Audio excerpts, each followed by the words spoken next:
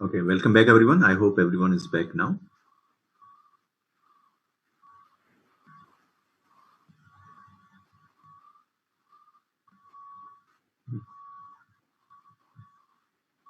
Okay,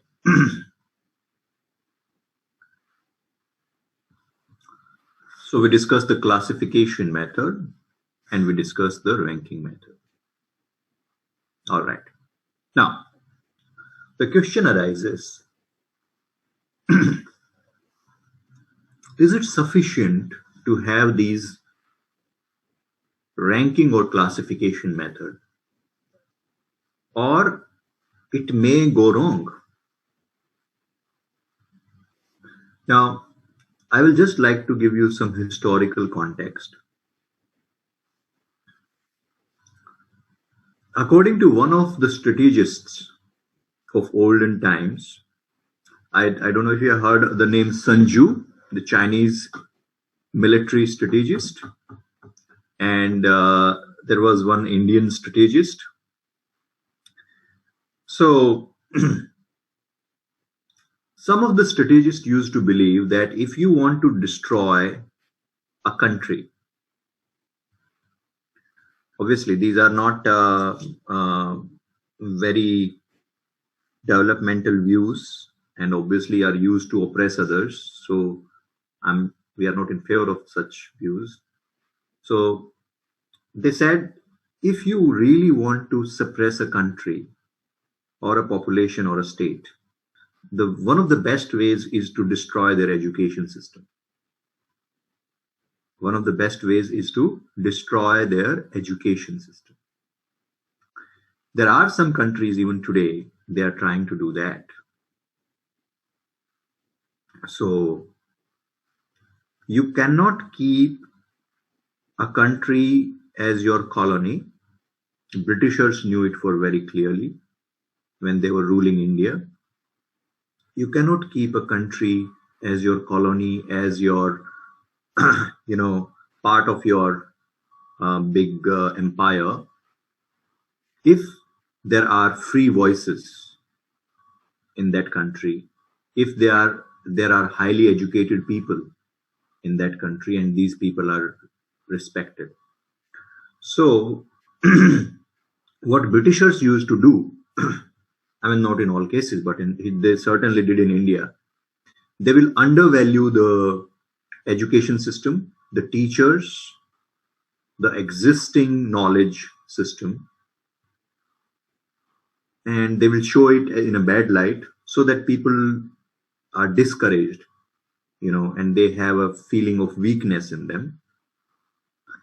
So one of the tools which was used was to decrease or do not give any salary or pay packages to the teachers. You will find some countries even today, knowingly or unknowingly, they have very less salary of teachers. There was a news came out of Philippines also. I don't know right now they what is the situation, but the teachers were not paid really well in Philippines. For a long time in India also, but fortunately in the last uh, after India got freedom, our teachers they started earning good salaries, especially government teachers and professors. Hence the education system developed, and now you see India as an IT hub of the world.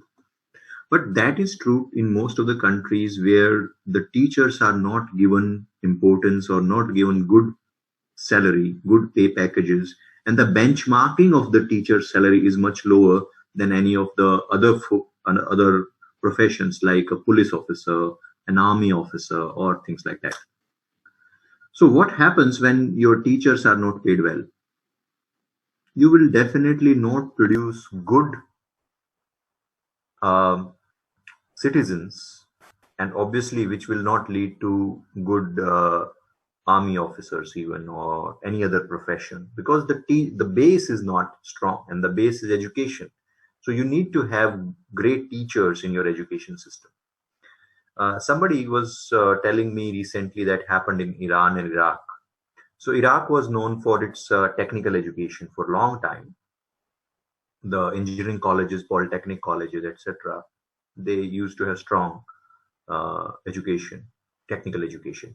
But now Iraq is way behind in their technical education. So this is not, this is not something which happens, and it will not have short term consequences. It will have long term, very long term consequences. So the best way to make sure that in long term a country will not rise is by destroying their education system. And how to destroy education system of a country? By uh, benchmarking the salary of teachers and professor at a very low level, so that no good student want to become a teacher or a professor or a lecturer. So this is one example of bad benchmarking which exists right now in many countries. I'm not sure if you are aware. So if in your country it's not there, so if teachers are above other professions, then it's good. Now this is what Finland realized in year 2000. Finland realized that our education system stinks, and the salary of teachers is much lesser than it should be. The working hours are more, salary are less. So we need teachers to uh, live a better lifestyle, higher salary, and we need to invest in our teachers. What happened? They all started in year 2000. So today we are sitting in 2020. If you search the best education system in the world, Finland appears at the top. So why? Because the country invested in education. Now, and me shouldn't be surprised if we tomorrow see more scientists, more, um, uh, you know, artists, um, Nobel Award winners, um, and many other professions. We see really good talent from Finland. You shouldn't be surprised. Why? Because they have, in the last 20 years, they have invested in their education system, which is going to give them fruits in long term, next 50 years to 100 years. So this is one example where how you can, if you correct your wrong benchmarking, you can even change the direction of your nation or country. So we need to understand this fact that benchmarks can be wrong. And then there are certain jobs where you cannot even benchmark. For example, jobs which are not available today in the market. So let me give you such a job. Let's say SpaceX wants to set up a human colony on planet Mars. They hired you as HR consultant for all these people who are going to planet Mars. And now there is a challenge. They have two positions. One is teacher and one is police officer. So they give you this difficult task to benchmark their salaries or decide their pay packages. Who should get higher salary in this case, a teacher or a police officer? Now, like I said, you cannot get any benchmarking because it's planet Mars. So this is the first teacher, this is the first police officer. So you have to make it from scratch. So what is going to be your approach? Based on what you will say, which job deserves more salary, which job has higher weightage? Based on what you will say.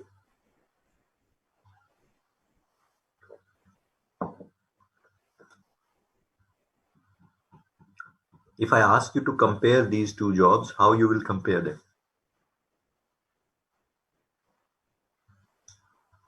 Okay, lady says, I will choose police officer because of risk.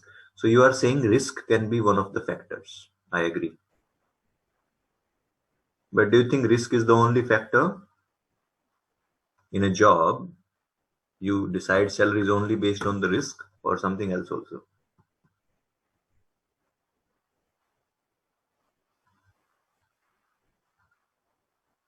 All right. So Muhammad Hamuri has a very interesting point. He's saying there will be no police officer without education. So for me, teacher.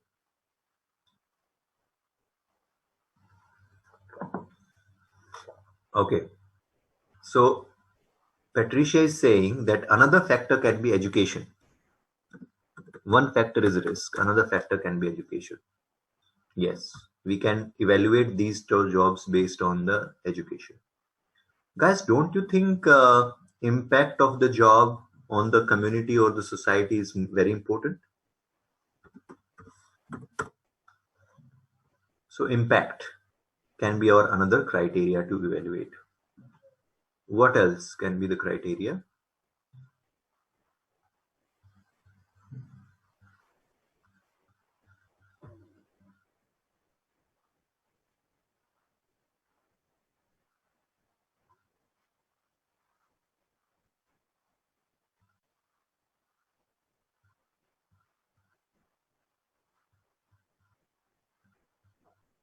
So impact is the impact on the society. Okay. Can anything else be there?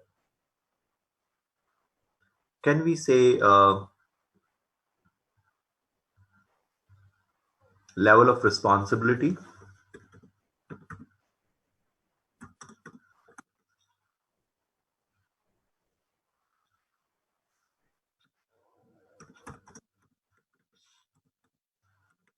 Level of responsibility, right?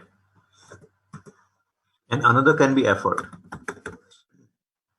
So we can compare these two jobs. Let's take these five parameters. Okay, can I take parameter as a nationality? Can I take a parameter? That depends on teacher is from which nationality. Is he an American teacher or Indian teacher or from Bangladesh or Pakistan, or can I take nationality as a parameter to evaluate two jobs?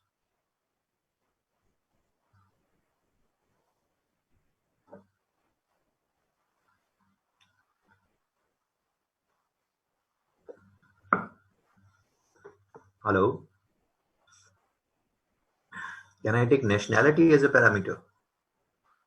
The answer is no. How I can take nationality?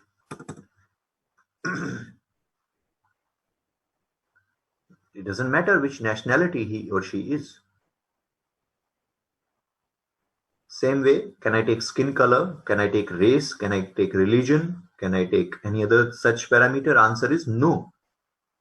I cannot. I have to look at the objectives of the job. I have to look at the requirement of the job. Age. So I would say even age is, it depends on the type of job. Maybe for a police officer, you may need a person to be young. For a teacher, maybe it's, so let's keep age equal for both. Okay. So keep equal age for both. Okay, now let's evaluate risk factor. So we are going to have these factors rated between 1 to 10. Tell me how much risk a teacher would have in a job when he's teaching between 1 to 10, and how much a police officer. So let's say a police officer would be 9 because 10 for army, then police officer 9. Teacher does not have any kind of big risk, maybe 5, because he is on Mars, there is always some kind of risk. Okay, education. So how much we are going to give to a teacher in education? Maybe 9 or 10, isn't it? 10 out of 10? Because as a teacher, education is most important. If you are not educated, how you can be a teacher? So education is most important. For a police officer, do you need 10 in education for a police officer? The answer is no. Usually police officers are not highly educated. If you become highly educated, you kind of become unfit for police, right? Because you start thinking too much. So 6, impact of the job on the society. So which job has a bigger impact on the society, teacher or police officer? Here you need to think. Like Muhammad Hamouri said that if we have good teachers, we will get good police officers. Something like that, he said. So even somebody needs to teach the police officers also. If there are no good teachers, then police officers will be corrupt. So if you evaluate closely, teacher's job is a job which is one of the most impactful job in the world. People like Hitler, Mussolini, and people whom we call today, they were kind of really bad people in the history. They were product of some bad teachers, nothing else. So one bad teacher can destroy entire humanity, believe me. One bad teacher can destroy the entire nation, entire country. So teacher has a great, because if you look at your own life, the thoughts that you have today in your mind, the kind of belief systems that you have, somewhere your teacher's education system, it has a great impact on you, your upbringing, isn't it? So one good or bad teacher can shape your thoughts in a wrong manner or in the right manner also. So teachers, they have a much higher impact. One bad teacher can spoil life of millions. One bad police officer may, maximum what may happen, one or two bomb blast, few people can die.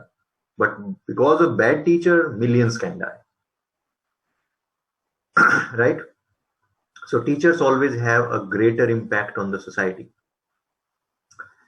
So impact of a teacher, I would give 10 out of 10. For a police officer, I would give 7 out of 10. Level of responsibility. Again, who has a higher, greater responsibility? They both are responsible, but who have greater responsibility? Again, I would say a teacher will get more than a police officer, because teacher is dealing with the young minds, students whom you can shape.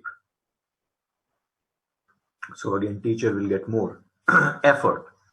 So effort means there are two types of effort: physical effort versus mental effort. So which effort is given more weightage, mental or physical?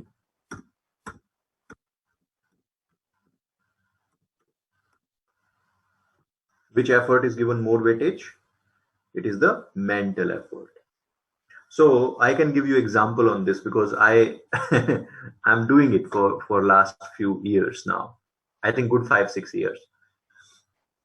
So for example, for me, only Friday and Saturday are the 2 days where I am giving these trainings. Okay. And there are 2 sessions on Friday, and sometimes 2 on Saturday also. Sometimes I have Saturday off. So let's say 2 sessions on Friday and 2 sessions on Saturday. So it's like total 6 hours, 12 hours of teaching in a week. Believe me, I have worked in a corporate life, and I'm still working in my own company. I work for 4 days there also. So if you ask me honestly, these 12 hours are more exhausting, and they require more energy, they require more effort than the 48 hours which I spend in the office. That's the reality. Now you can only know this when you start doing training by yourself. If you are a trainer, you will understand what I'm saying. Because it's these 3 hours when you are teaching or when you are sharing, it's not just about just speaking. It's not just because speaking also, if you speak continuously for 2-3 hours, you will realize what I'm saying. But it's not just about speaking.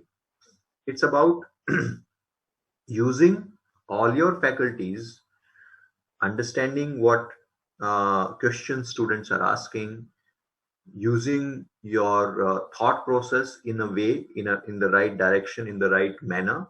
All this requires a lot of energy. So for example, I go to office, I come back home, and then after that, straight away I can go to swimming pool, I can go to tennis court, or I can go for running. But after 6 hours, like after on a Friday, I will I'll be not in a position to go anywhere. I will just sit on my sofa set. I will maybe some meditation for some time, some relaxing music, or otherwise maximum watching some episode, one or two, and then going to sleep, because there is no energy even to step outside. That level of exhaustion.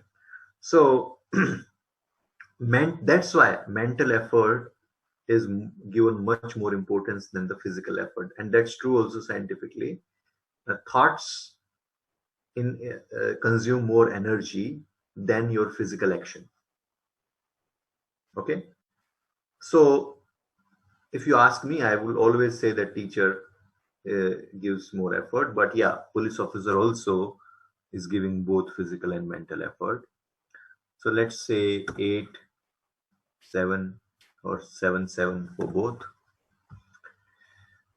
So if I calculate total number of points for teacher, we have 17 plus 5, 22 plus 20, 42 points. And for a police officer, 21 plus 36, total 36. So what we understood is that a teacher's job is having more weightage than a police officer's job. Okay, when compared teacher's job, we found it has more weightage than the police officer, hence teacher deserves more salary than the police officer. But it also tells us that there is not a huge difference. So roughly there is a difference of 6 points. What it means is there will be a salary difference between a teacher and police officer between 15 to 20%. Right? So this is an example of what we call factor comparison. What we did here, we compared factors for two jobs. These factors which we compared are known as compensable factors.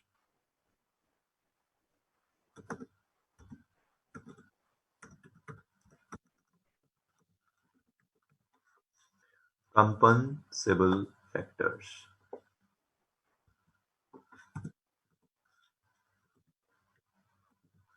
Sorry.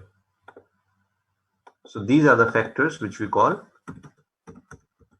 compensable factors.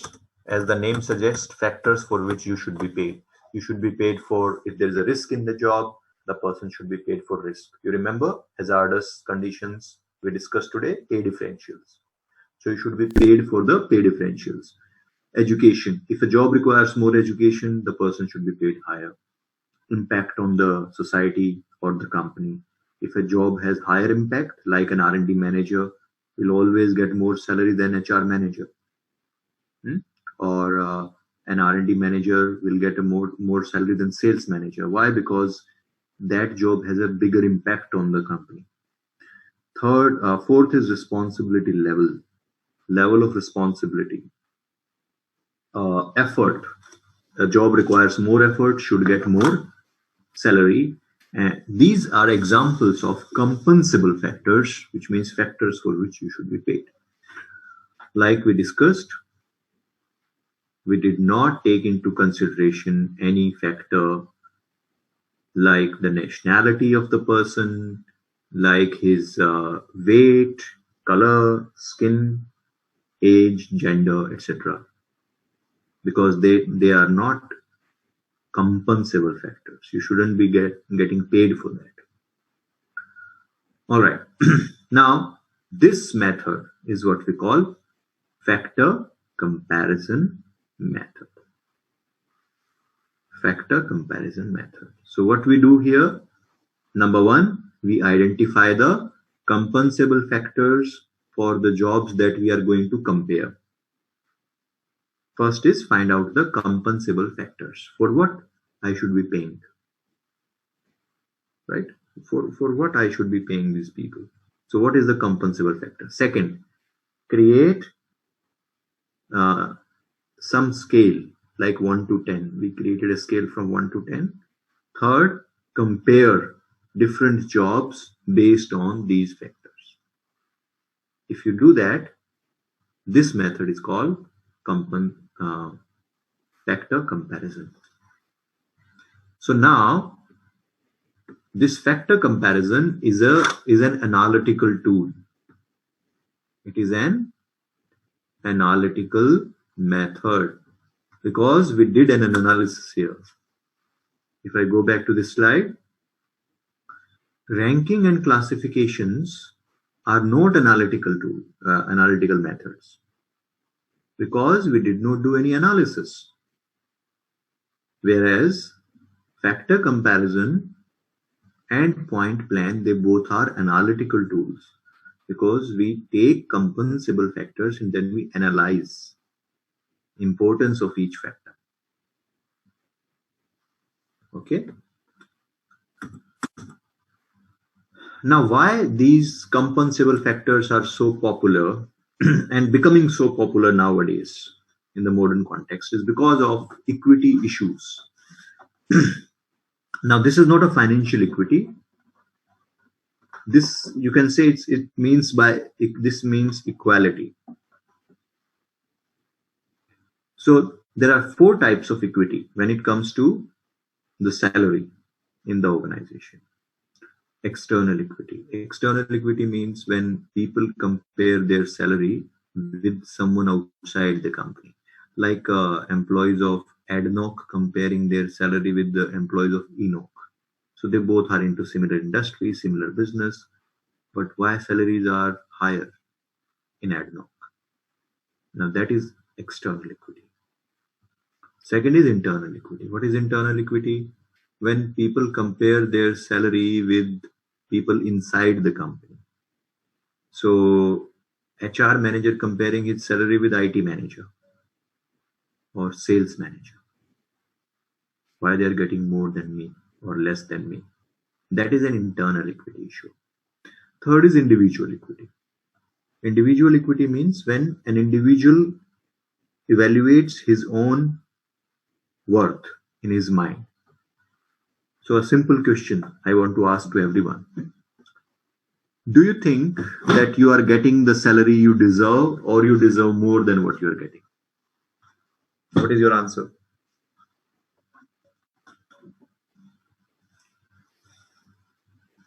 How many of you believe that you deserve more salary than what you are getting right now?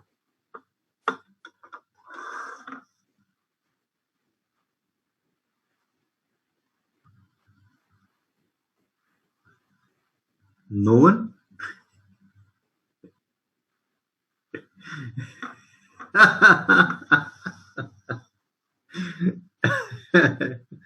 Mary, I can understand your situation. Okay. All right. So that's true. See, for most of us, that includes me also, including me. Most of us feel that we are not getting what we deserve, and we deserve more than what we are getting.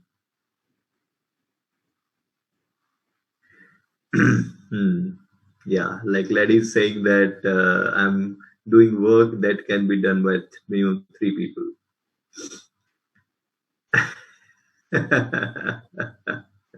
Okay, yeah. So this is what we call individual equity, which means your own worth or value in your eyes. Now that is not bad if you are dissatisfied or if you are hanging, because I asked this question, I remember, to a group of 4,000 people in my company. I asked them, are you satisfied with your salary? 80% of them said, no, we are not satisfied. So then I have to reply in front of this population. So When 80% of the people are saying no in the survey, then you have to say, okay, guys, in my company, 80% of the people are ambitious. So they are ambitious. They want to earn more. They want to get more out of the job. So uh, we are grateful to have an ambitious team. Now, in reality, what they are saying is that we are not happy with the salary. Give us a raise. So what it means is that we all, most of the times, we think we deserve more. Now that may be true, that may be false. I cannot comment on that. Fourth is procedural equity. What is procedural equity? Most of the people believe that process should be similar for everyone. Like when the sales happen, why incentive is only given to sales team? Now that is a procedural equity issue. Why it is only given to sales team? That's a procedural equity issue. So if there is an incentive, it should be for everyone. When sales team is working hard, operation team also needs to work hard. So HR will also say that who hired these salespeople?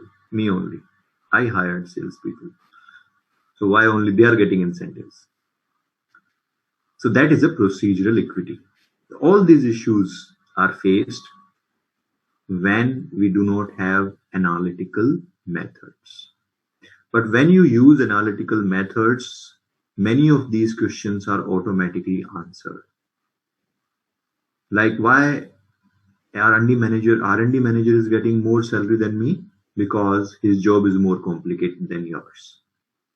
Or his job has more impact than your job. It's very simple. Okay.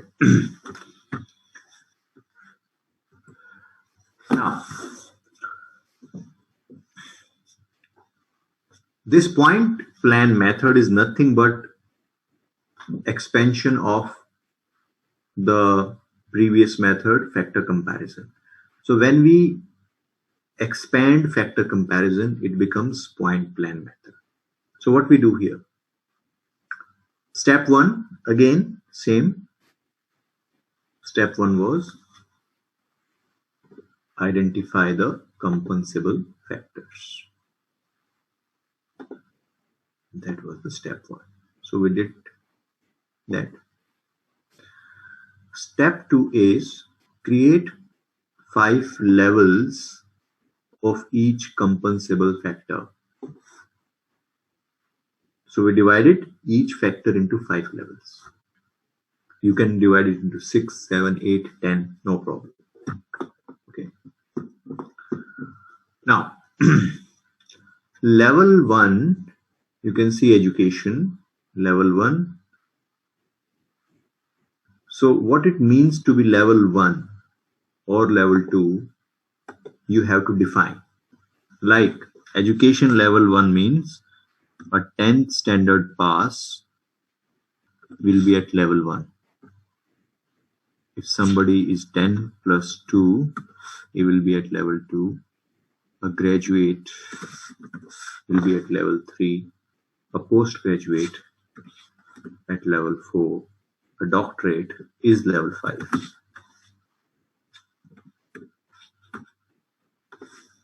Okay. So that's how you divide education. Then experience.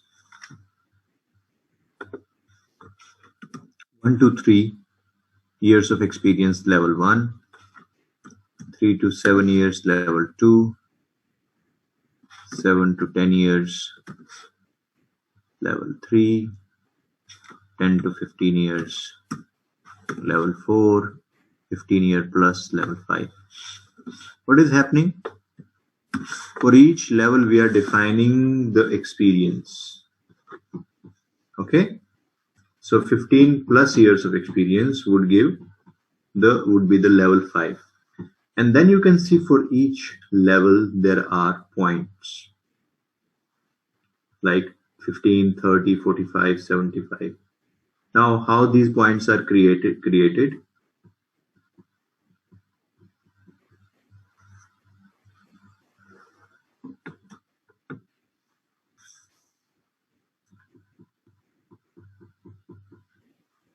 ये, so for example 20, 40, 60, 80, 100. These are 5 levels. So why we gave 20 in experience and 15 in education? Because experience is more important than education. So we give more weightage to experience than education. Total of these levels should be 100. Okay. And you can see all the 5 levels total is coming out to be 500, because on level 1 total is 100, level 5 is 500. Now these points you can change. It's not fixed for every company. You can have your own point level. You can have your own scale. So based on the number of points that you have, we take different level of jobs and we create a calculator. So it's like a calculator. Let's say I'm hiring an HR manager. So what I will do for HR manager, let's say I want a graduate. So how many points in education he will get? 45 points. Then let's say I need experience of 8 years. How many points he will get from that experience? 60. Then he is a manager. He gets 45. So like this, if I calculate total number of points after adding working conditions and everything, let's say the total is 225. Then let's say I have an IT manager. The total points are 205. Then I have um,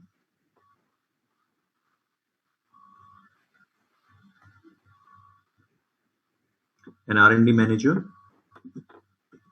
Let's say total is 230.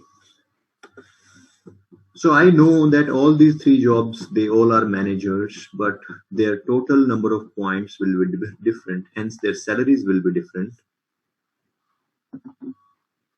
Their total number of points will be different. Their salaries will be different, because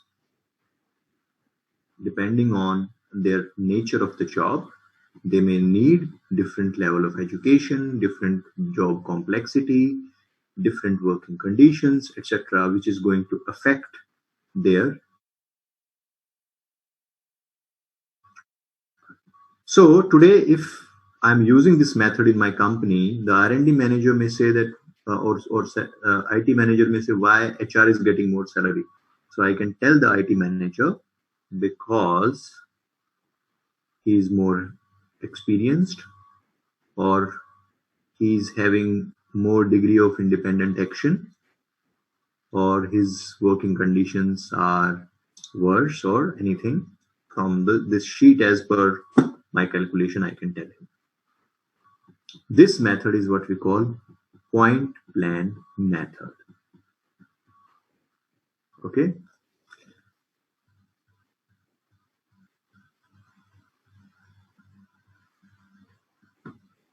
So let me show you a company, example of a company which uses the same method. You might have heard about this company, Hey. Have you heard Hey Consultant?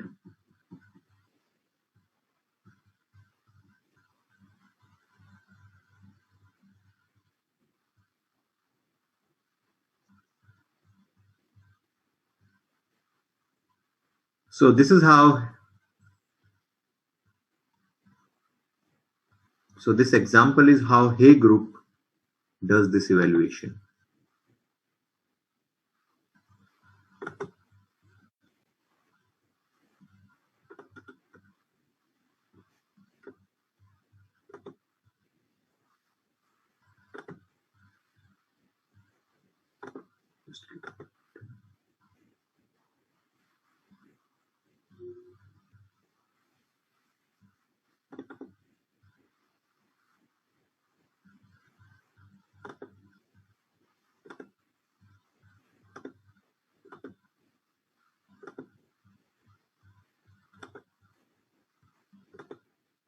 I hope now all can see the screen.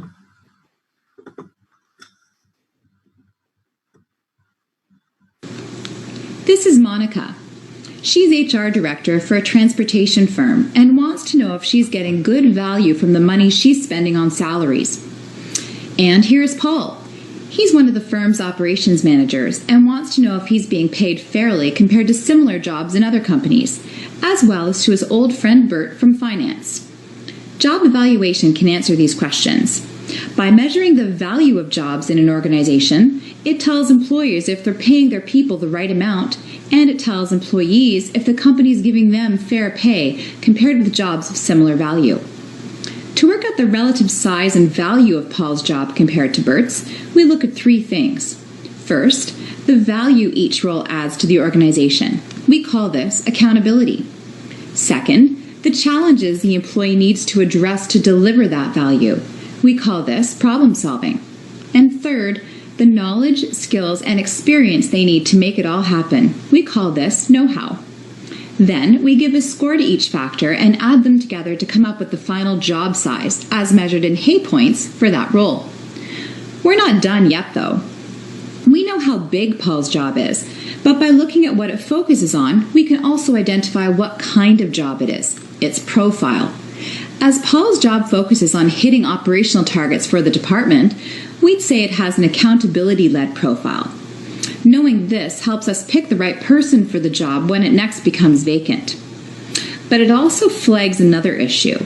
Most of Paul's bonus is based on the total profit for the company, which doesn't reflect the focus of his job. So the company needs to think about the design of its bonus scheme. So where does that all leave Paul, who's still waiting to hear if he's paid fairly compared to Bert? Well, we can now exclusively reveal that Paul is paid less than Bert, but that it's fair. Their jobs are very different, and although Paul scored more points than Bert's for accountability, it scored fewer for problem solving and know-how. So, while Paul may feel his job makes a bigger contribution, it's actually a smaller job in overall terms. But what about the difference between what Paul and Bert are paid? Is that reasonable? Job evaluation will tell us that too. Because we know the difference in hay points, we can compare this to the difference in salaries to see if they're in proportion. And the good news is that they are. So Monica can explain to Paul that his salary is fair in comparison with the others, including Bert's, and because hay points mean the same thing across thousands of organizations, Monica can also tell him that 50% of organizations would pay the same or less for a similar job, which means that Paul's pay is competitive externally as well as internally, and Monica isn't spending more than is reasonable, so everyone's happy. But that's still not quite the end of the story. Job evaluation has given Monica and Paul practical, objective answers to their questions, but it's also shown Monica that she needs to think about the bonus design for Paul's job, and it's given her the information she needs to start thinking about the type of person to replace Paul when he moves on. Not that he's planning on doing that anytime soon.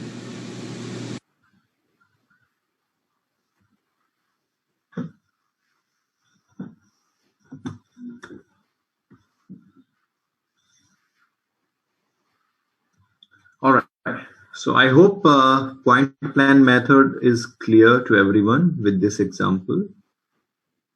If you have any doubt, you can ask. 1 second.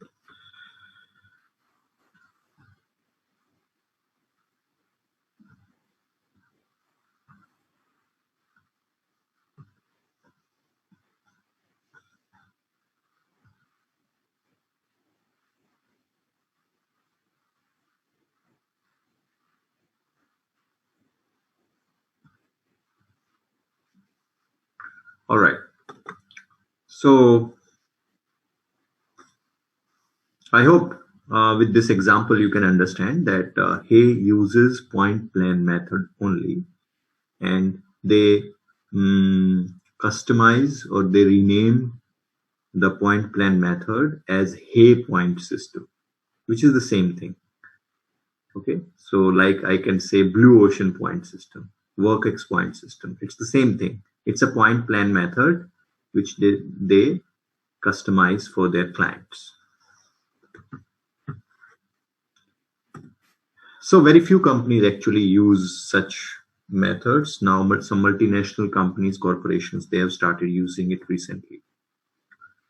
So that's the point plan method, which is an analytical method, which is a great tool to scientifically create um, job comparison or job evaluation and then decide the pay packages for your organization. Now, next is incentive plans or some incentives for managers and executives. For senior level executives and managers, we do have some different rewards. We discussed many rewards in the comparison of monetary and non-monetary, but some we will expand further, like annual bonus. So bonus, they are depending on two, perspectives. One is the employer, one is employee. So bonus is not given if the organization is not performing or going in loss.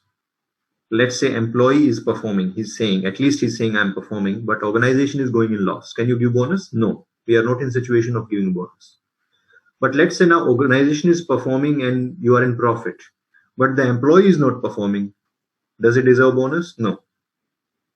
So when both employee and employer are performing, usually this is when we give bonus.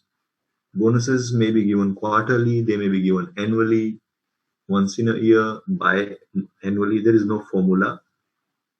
In some countries, bonus is mandatory as part of labor law. So, like in India, bonus is mandatory as part of labor law. So, what employers do? They include bonus in the salary package. When we hire someone, we include that bonus amount in every month salary, and we pay it in the monthly or annual salary. So this is like a one extra salary that we pay, but it is taken into consideration when we are designing a package for an individual. So that is annual bonus. Second is stock, employee stock option plan or ESOP. So there are many types of employee stock option plans, but two are most common. One is uh, giving free shares for performance. When the organizations are giving shares to its employees in return of their good performance. Most of the startups, they are not in position to pay any incentive or bonus. What do? They give shares of the company to its employee. We call it employee stock option plan, and free shares are given to the performing employees. So good performers only get these shares. Second approach is giving subsidies on the shares. This is another type of stock option plan where you give discount on your shares. Let us say your company is currently trending at 100 dirham per share. Current share value is 100 dirham in the market. And you are HR head in the company and you want to invest some money in your company. If you want to buy your company's share, you will get the same share in 70 dirham. So 30% discount is given to you as part of employee stock option plan. Now, what is going to happen? Let's say you purchased 1000 shares and market price was 100,000. You got all these 1000 shares in 70,000. Overnight, how much you earned? 30,000, right? So you may sell next morning and earning 30,000 dirham in your bank account, but it is not allowed. Why is not allowed? Because with every stock option plan, be it free shares or subsidized shares, there is a time limit or there is a timeline which you need to follow. So there are some conditions, like one condition can be lock-in period. That if you buy a share, you cannot sell for next 3 years. if you get a share for your good performance, you cannot sell it for next 3 years. That is one condition. In most of the cases, the second condition is that you cannot leave the company. You should stay with the company for next 3 years. If you leave the company before 3 years completion, whatever subsidy was given to you will be revoked, which means you have to pay the full amount for your shares if you have purchased the shares. Otherwise, it will be deducted from your full and final settlement. Okay, so this benefit is given, employee stock option plan, but always with certain terms and conditions. But it's a huge reward because what happens is that usually share prices, if you are working in a good company, then obviously you are going to buy, and then usually share in long terms, equity and share prices won't give you that much loss. So it will be and in some cases they can be very, very profitable also. Next is golden parachute. What is golden parachute? Parachutes made of gold. Some companies give their employees parachute made of gold. Adventure companies? No, I'm just kidding. But the definition is absolutely true. Golden parachute, actually, if you remember the word golden parachute, you will remember the concept also. So what golden parachute means is that in a company, when it is sold, let's take an example of Instagram. I think if you are aware, few years back, Instagram was sold to Facebook. Now, when Facebook bought all the shares of Instagram, the first thing Facebook did was they fired all the existing employees. Now, if you fire somebody who is working for this company for 10 years, 8 years, 5 years, who started this company, do you think they will feel good about it? No. They will really feel bad. So, to keep them happy, they all were given golden parachutes. How? The total evaluation of Instagram was $1 billion. 10% of the 1 billion, which is $100 million, were distributed among the employees of Instagram. $100 million. Now, do you know how many people were there in Instagram at that time? Any guesses? How many people were there in the Instagram team?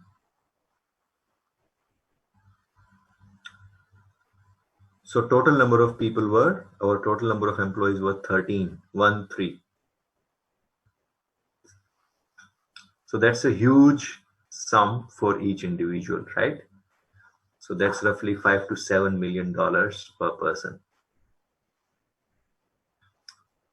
So it keeps both sides satisfied. So you are leaving the company at a very good note. That's why we call it golden parachute. Payments companies make to departing executives in connection with a change in ownership or change in control of the company. That's what we call golden parachute. Okay?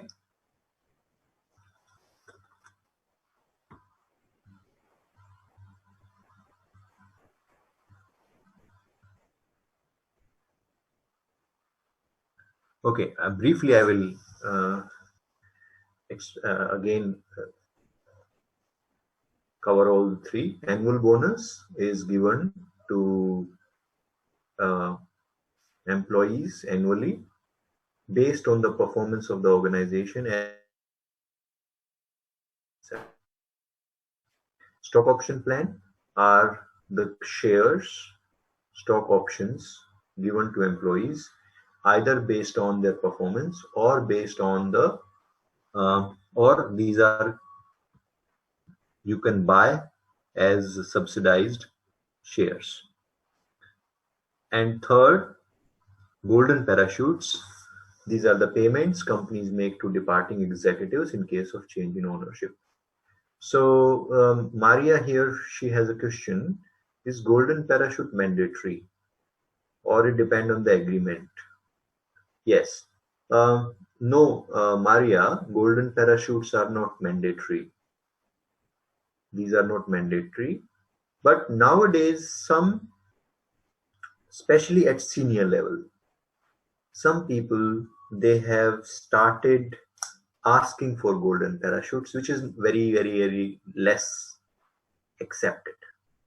Because when you start a company, you are not sure what is going to happen. So how I can, uh, you know, give you a promise that once you will leave, you will get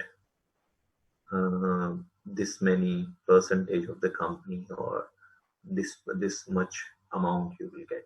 So it's rare to have golden parachute as a part of contract or agreement. But even when you are giving these golden parachutes, you make employees sign an agreement also, which is very important. Like these people, take example of Instagram and Facebook. They left Instagram. Let's say they got money also now, 5-7 million each. What stops them from creating a competitor of Instagram? Because they know all the coding, they know all the features, they know everything, right? They know all the analytics, what customer want, they know everything. So tomorrow they can start their own company, which is a big competitor to Instagram. And now you have given them money also. But what you do, you make them sign an agreement that you are receiving these golden parachute or this much money, and you will make sure that you will have a complete non-disclosure confidentiality with regards to the coding, analytics, etc., etc., etc., processes of Instagram.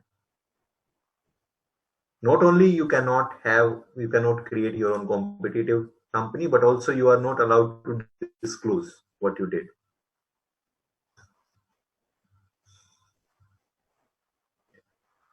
Yes, like ladies saying, golden parachute protects the people who build the business through agreement.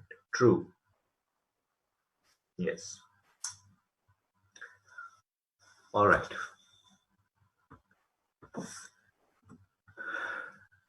Now, historically, you can see that compensation has not been a strong driver of performance. If you look at this research from Corporate Leadership Council, what brings more higher performance, what brings more effort is not salary or compensation, but training, the management, onboarding process, culture, and the direct manager. So these are the areas which actually bring some difference in effort, change in effort in the individual's performance, and which leads to even the improvement in performance by, you can see, compensation only 2% and this 8%.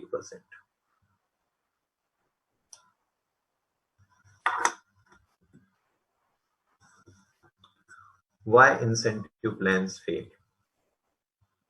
Okay. So why incentive plans fail? This is a very interesting question.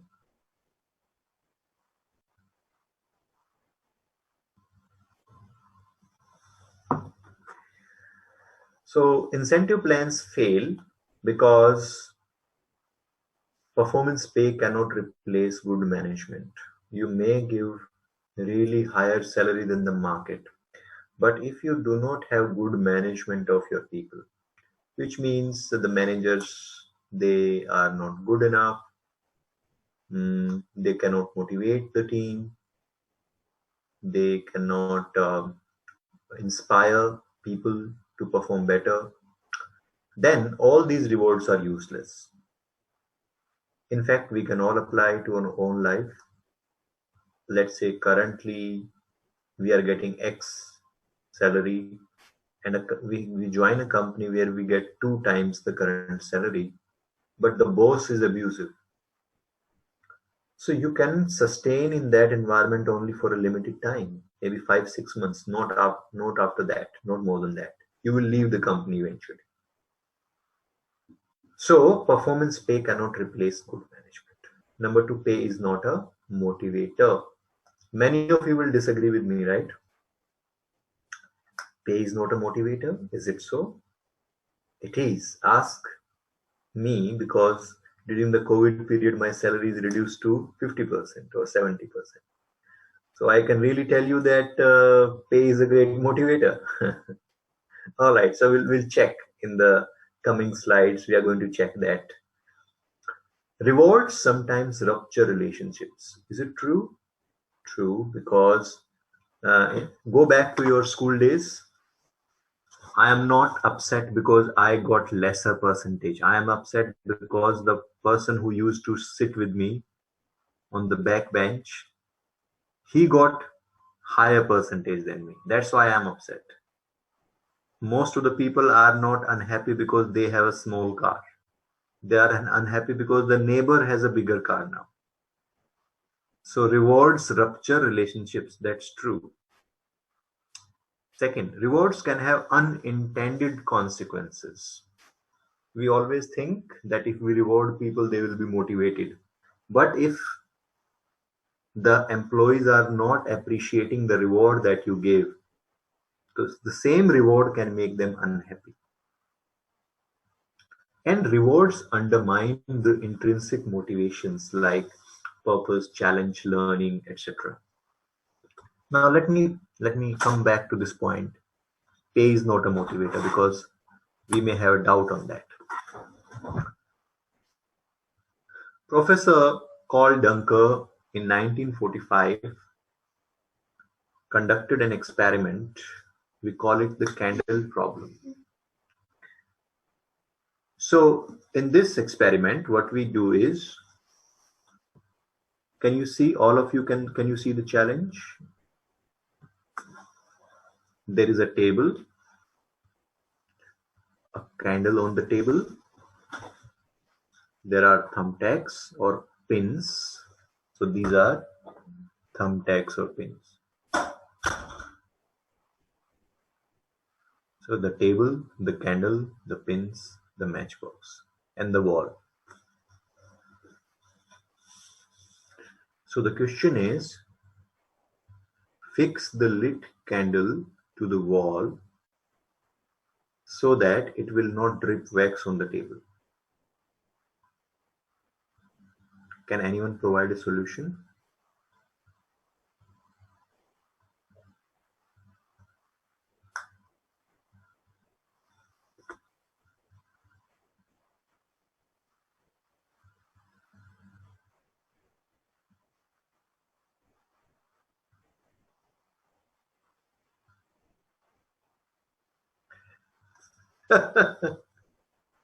Maria has some innovative solution, but Maria, you are not allowed to.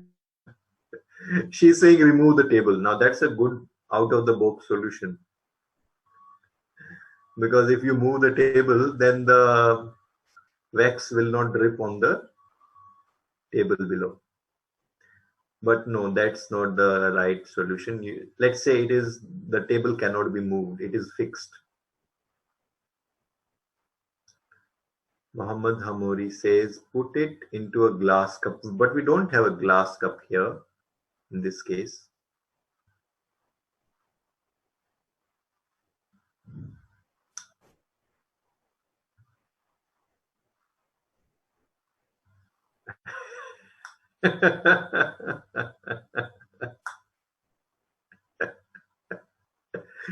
Yeah, we cannot buy, we don't have money.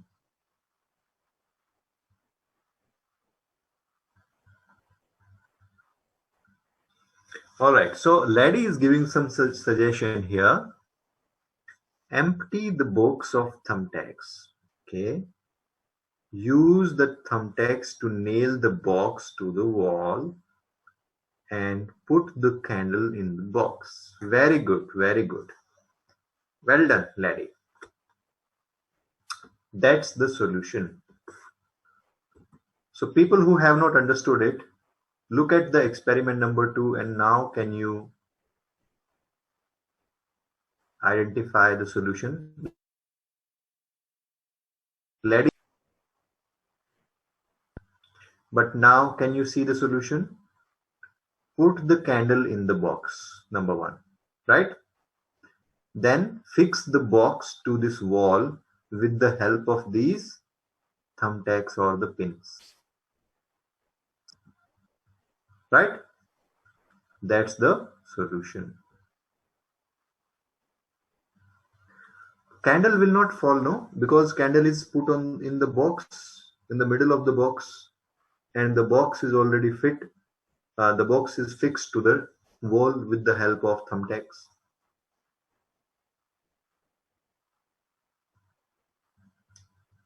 Right? So that's the solution.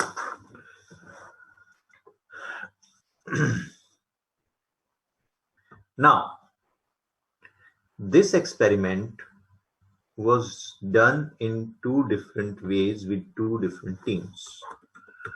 Team A and Team B. So my question is actually not how to fix this problem. I have more HR-ish question. And question is this. Team A is given $100 to solve the problem. Team B is trying to solve this problem for free.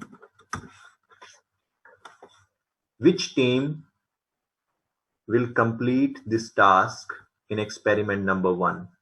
Which team will complete this task faster in experiment number 1, and which will win in experiment number 2? Which team will do it faster than the other team?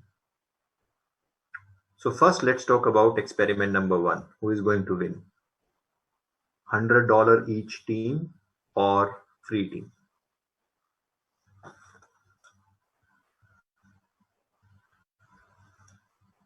A.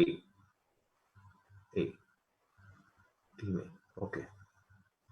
Okay. All right. So team A is going to perform better in experiment number 1. Now, tell me, in experiment number 2, which team will do it faster? Who will win? $100 team or free team? In experiment number 2.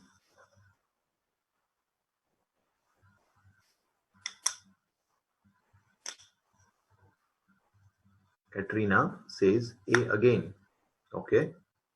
Still team A, says Eddie A. A. Okay. Most of you are saying A again. So again in experiment number 2, team A will win.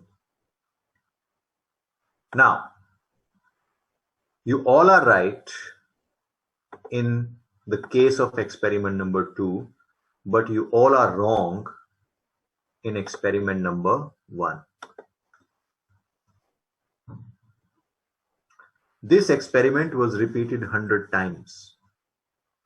And on an average, it is the team B which always wins in the first experiment.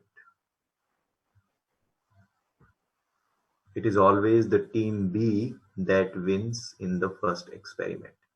Can anyone guess what may be the reason why team B, which is not having any motivation of any money, they are doing it faster? They are solving this problem faster than team A.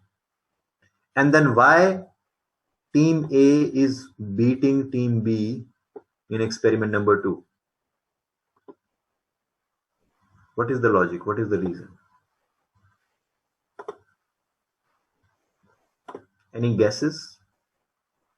Isan says challenge. Good. Yes. So, think about it. When team A is given the first experiment or the first challenge, where is the focus of team A?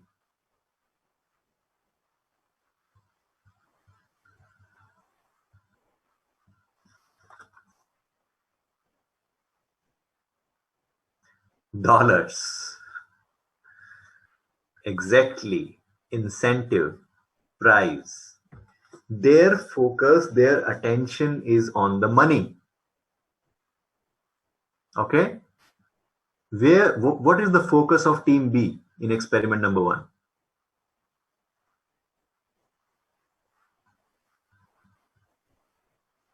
Their focus is on the problem, or their focus is on the challenge to find a solution. So, what it tells you is that money distracts you from problem solving. Money distracts you from solving a problem because you are under pressure of money. That is why most of the times you will find innovation happens at very grassroots level. Most of the times innovation happens with people who do not have resources. They come up with innovative new ideas, fresh ideas, because they are trying to solve a problem rather than they are not focusing on any reward or money. Imagine if Tolstoy was thinking that I will write such a huge book that a lot of copies will be sold and I will become rich. He can never write War and Peace. Or all the great writers in the past, if they think, okay, I will write a great bestseller and millions of copies will be sold and I will be rich as a king, they will never be successful. When your mind is free from all that clutter, you are able to think about the challenge, about the problem, and then you can solve the problem. And think about the situation again let's say if you are part of experiment number 1. These people, they start even fighting with each other. They start getting frustrated when the time is passing because they have a fear that they will lose $100. Whereas team B does not have any fear. They cannot lose anything. Their focus is very clear on the problem. So, but if that is the logic, then why does in experiment number 2 team A wins? Anyone?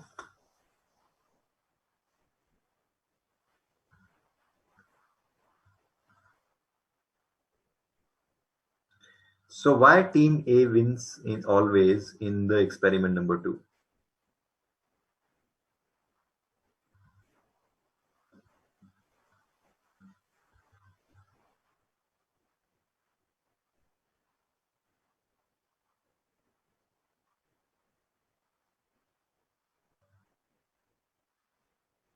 Um, no, it's not about that team B is demotivated. Team B is doing the same thing. Team B is also performing the task, but in experiment number 2, team A performs it faster than team B.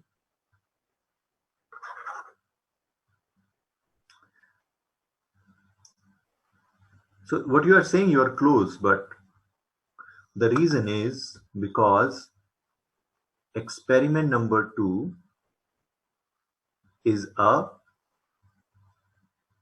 transactional problem, which means the solution is right in front of you.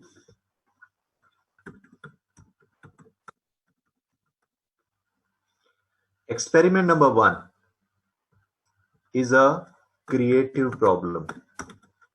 You need to think creatively to solve experiment number 1. You have to think out of the box. You have to think differently. Solution is not there in front of you. You have to think and arrive at the solution.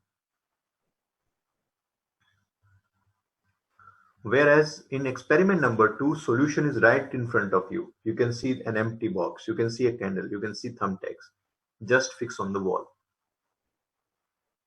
So what this experiment tells us is that for transactional problems, money is still a motivator. Yes.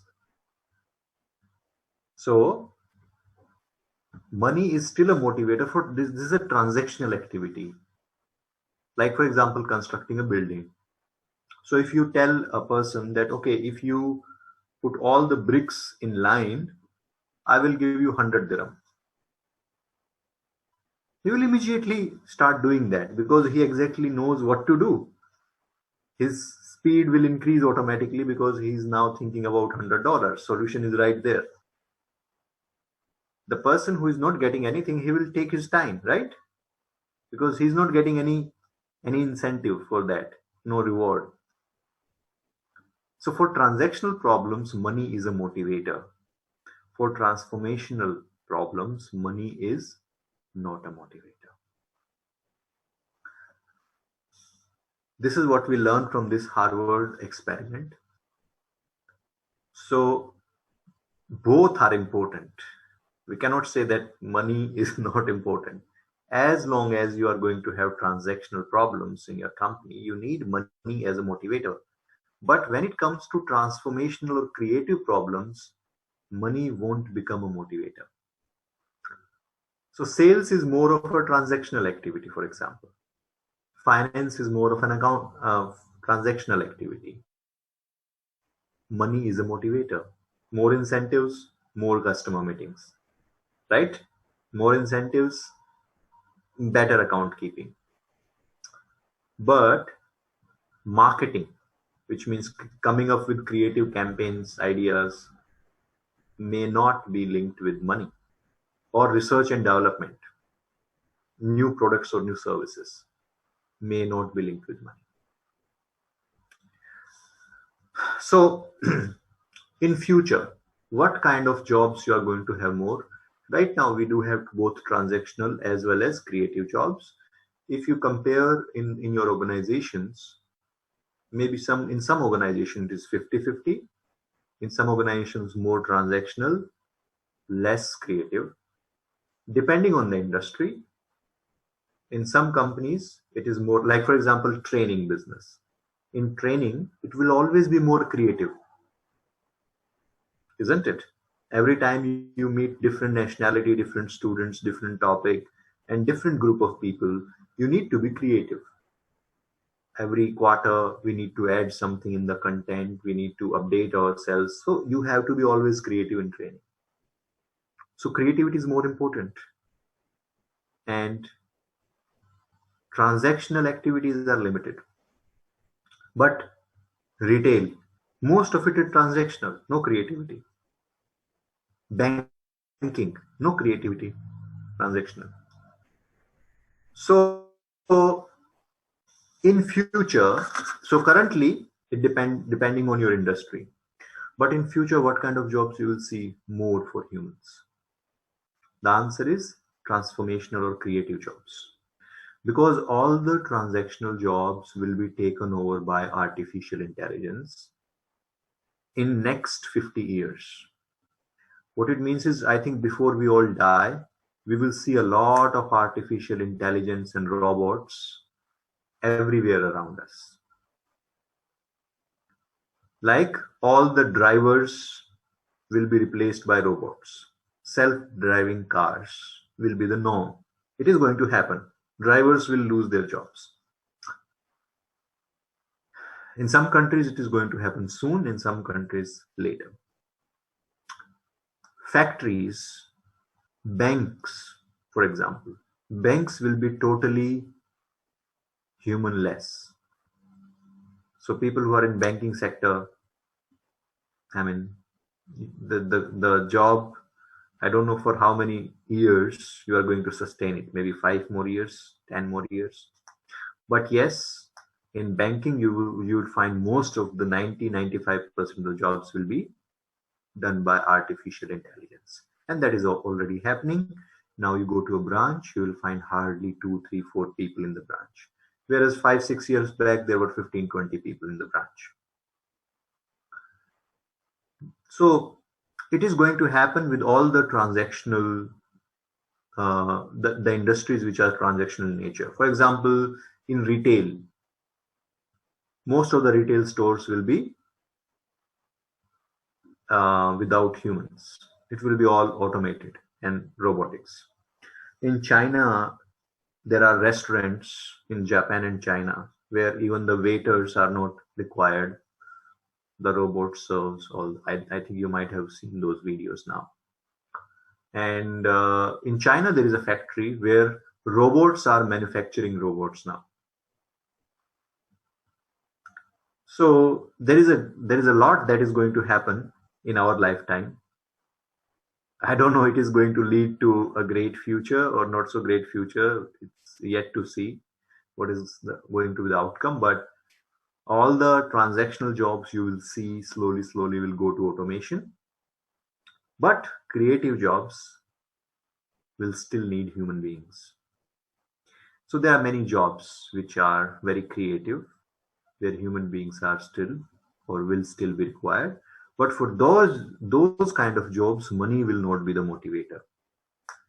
What is going to be motivating these people is the non-monetary reward, the purpose of the job, the challenges, um, the learning that you provide with the job, and many other factors which we discussed, right? So we need to focus on the non-monetary rewards and proper use of non-monetary rewards.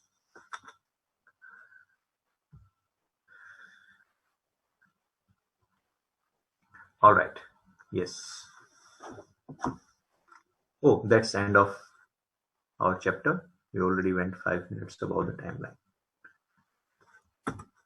All right. So that was establishing strategic pay plans. I hope all of you enjoyed and learned something new today. See you again next week. So like I suggested in the beginning, go through the mock test question paper, and in next week, in the beginning 9 to 11, we are going to have the labor law. After that, we are going to have a quick revision of our CHRP course so far. All right. It is advisable that you complete the mock test also before that, so that we can discuss those questions there and then only. Girish, can you ask the consultant, Lady, or someone else to provide you the question paper? Or if somebody can, I think the best will be if somebody can share the question paper in WhatsApp group. You all are added in the WhatsApp, I think. Yes, that will be great. You can share in the WhatsApp, and on WhatsApp, you guys can also chat and share the answers, etc. If you have any doubts, you can always ask each other, isn't it? Or I'm there, I can also reply in the WhatsApp only. Yeah, I will answer all the questions from the mock test before the exam. All right, not the real exam questions, because and mock test exams will always be the questions which are discontinued now. But it will give you a very good insight into what kind of questions will come in the exam. All right. Okay. See you next week now. All right, everyone. Have a nice day. Take care and see you next week. Bye-bye.